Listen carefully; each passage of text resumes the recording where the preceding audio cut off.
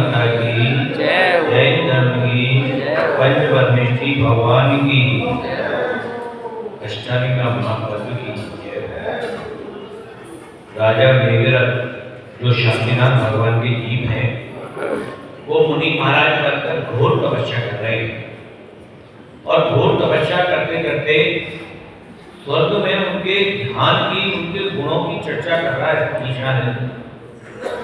और चर्चा करते करते वहां दरबार में सब देवी देवता बैठे हुए हैं, तो दो देवियां हैं, उनके मन में कुछ शंका उत्पन्न हुई कि इंद्र ऐसे ही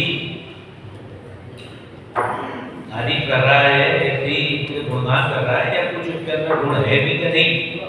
चलो जाकर देखते हैं कौन थी वो देवी। अतिरूपा और स्वरूपा। और देवी देवताओं के भी बहुत अच्छे अच्छे नाम होते हैं। तो वो दोनों राजा मेघरथ जो मुनि महाराज बन गए, उनकी परीक्षा लेने के लिए आई। जब राजा मुनि महाराज ध्यान में लीन थे, तो दोनों देवियों ने बहुत काम चेष्टाएं की, विभिन्न तरह के मनमोहक नृत्य किए, आलिंगन आदि तमाम तरह से उनको रिझाने का प्रयास किया।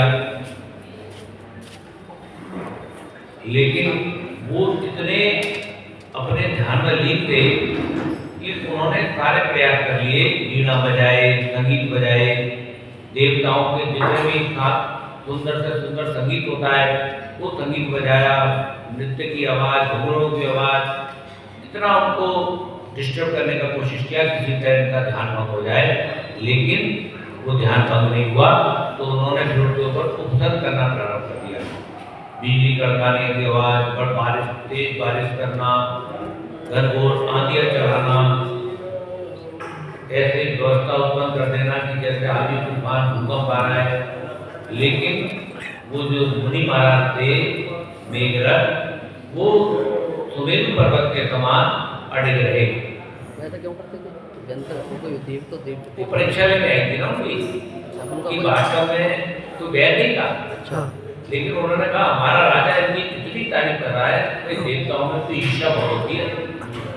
तुम क्या समझ लो, मनुष्यों में ईर्ष्या होती है, देवताओं मनुष्यों से ज्यादा ईर्ष्या होती है। और वो खुजली हुई थी, ऐसे कैसे हमसे ज्यादा कोई परीक्षा में पृथ्वी का व्यक्ति, और हम देवता ऊंचे होते हैं, देवताओं की मान कथा बहुत होती है कि हम ऊंचे इतनी प्रसन्नता कर रहा है हमारा राजा, जाके परीक्षा तो कर लें।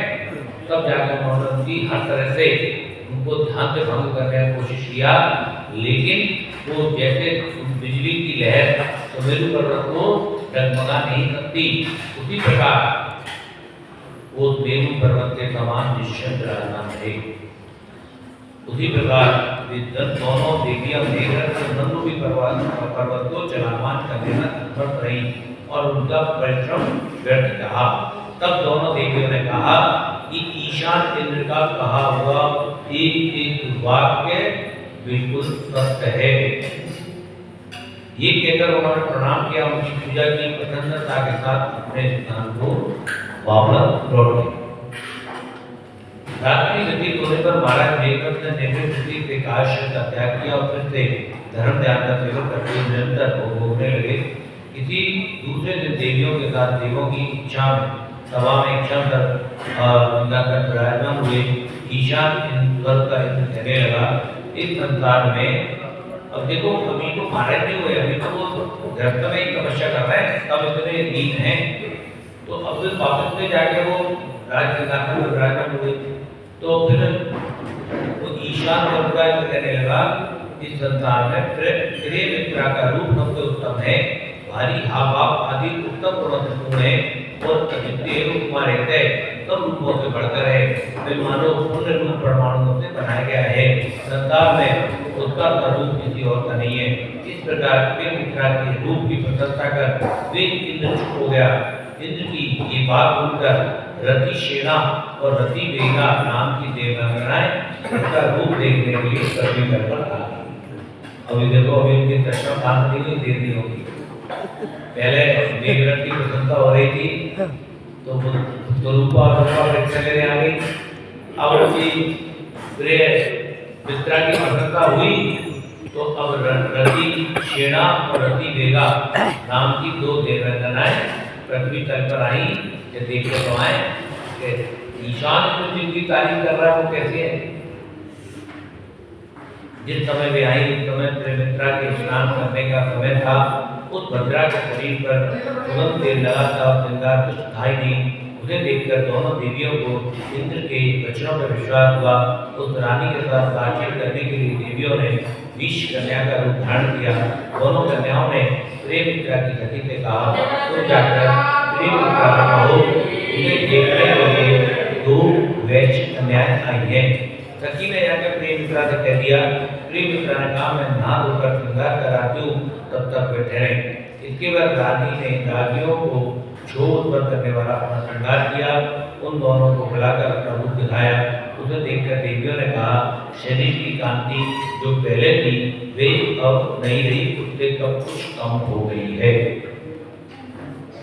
अब देखो उन देवियों ने प्रेमित्रा को पहले बिना मेकअप के देखा था और अब जब वो मेकअप करके आई तो उनसे कह रही है कि देखो अब तुम्हारा वो कांति वो सुंदरता पहले जैसी नहीं रही, वे कुछ कम हो गई। इसमें कोई संदेह नहीं। देवियों की बात को सुनकर प्रेमित्रा इस बात का निश्चय करने के लिए महाराज मेघनाद का मुंह देखने लगी।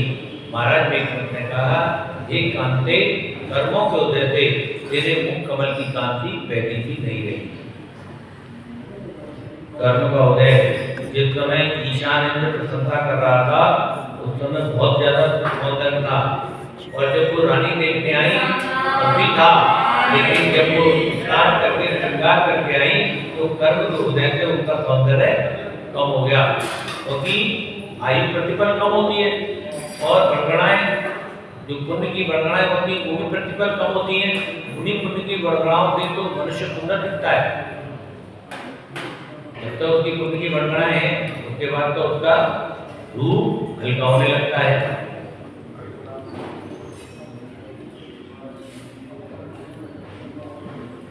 ये सुनकर देवियों ने अपना स्वरूप प्रकट किया, अपने आने के समाचार कहे और मन में विचार करने लगी, इस क्षणभंगुर रूप को धिक्कार है। इस संसार में कोई भी पदार्थ नित्य नहीं है।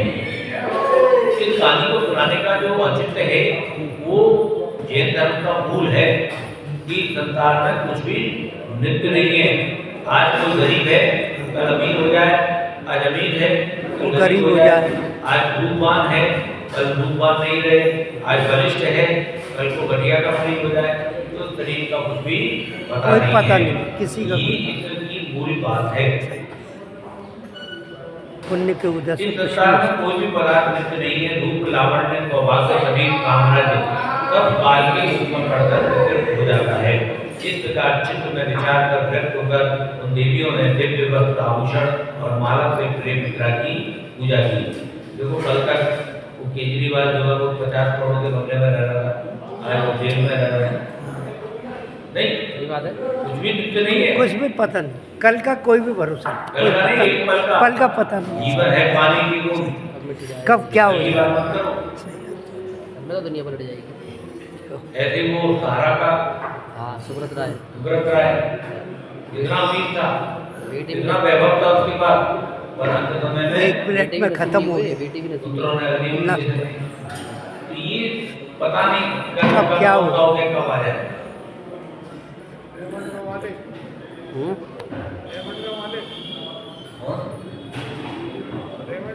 रेमंड का हाँ, रेमंड बहुत वाले एक कंपनी बहुत उदाहरण हैं। बहुत हुआ। तो ये बोलिए महारानी प्रेमित्रा इस बात से बहुत खेद हुई। उस सती के हृदय में बहुत शोक हुआ। तब महाराज ने बड़े प्रेम से कहा, हे प्रिय, क्या तू नहीं जानती कि ये चर संसार नित्य अनित्य अनित्यात्मक है। इसमें कोई भी पदार्थ नित्य नहीं है।